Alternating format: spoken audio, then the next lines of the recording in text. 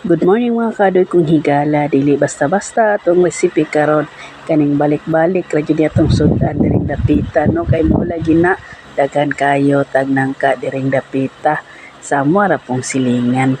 Mo nga available man perminti ang nangka, walay pagduha-duha tiradahan dayon nato na pina-update dayon ni ato ang lami ang subak ko kaning piting dakuang ulo sa bulad. So salamat data no sa atong kadoy nga iya po nang ipasubak diring dapita. So walay pagduha-duha ato dayong tiradahan kaning ginataan nga nangka nga unlimited subak na perti pong dagkua. So salamat po data no kay natay kaadoy nga ni share po sa iyang blessing walay pagduha-duha ang iyong kaadoy gibiradahan dayon dirang dapita arang kakugihan sa inyong kaadoy labi na jud na atay lutoon diring dapita. Basta naalang gani lutoon, di jud na magduha-duha ang iyong kaadoy kay mao jud itong content no, malipay na lang pud ta nga natay kaadoy nga naapoy mohatag sa atoa. So arang kanindot kaning lamian nga gitawag natog nangka datong gataan. Kauban po dahil nako nga always no kaning kaadoy natog inday diring dapita. So pinabtik dig hiwa-hiwa da si kaadoy yo kani pong kalabasa katong last food nako i-content na nakita ra pod didto or napunit dira sa Pantaron padulog ug padulong sa Golden. So napamantay na bilin ato mga kaadoy kong higala kani dayang itawag natong kalabasa no, di po ni basta-basta, di po ni madali og daot, mga po ding gipundo diring dapita kay napamantay upat nga available ato ara po ning hinahinayan og luto.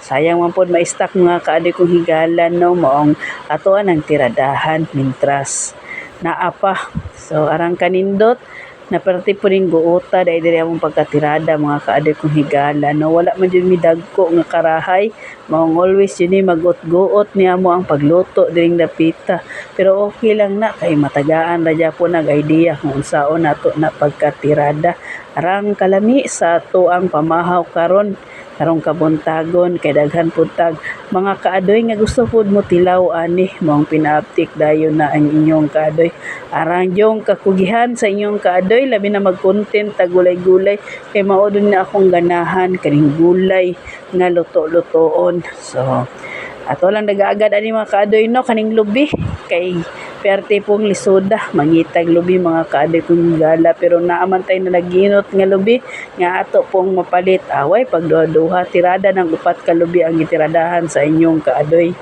Kaning paggulay-gulay sa inyong kaadoy no, dili po ni basta-basta kay adlawan pa lang ako na nang gitiradahan kay gusto dug ko na ready perminti no, ready perminti ato ang pagluto diring dapita dali ra po gani lutoon mga kaadoy kong higala no kay kaning nangka perti po ning dalia nga malata.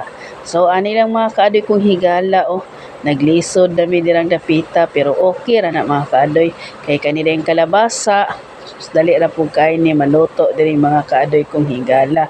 So sa wala pa din namahaw di mga kaadoy kong higala no, birada na ta diring dapita kaning lamian na ginataan nga nangka with kalabasa. So okay na kay kaadoy kani ato ang pagluto-luto diring dapita arang humuta kaning ginataang nanangka. So ay lang mo katingala mga kaadoy kong higala kani atong pagluto usahay balik-balik ra jud ni atong recipe no, sama sa kong giingon unsali available sa atong panimalay di na ta magpili-pili, importante nga natay mga makaon di mga kaadoy no. Always jud ta bless kaning matag adlaw nga natay kaunon ug naatay buhaton.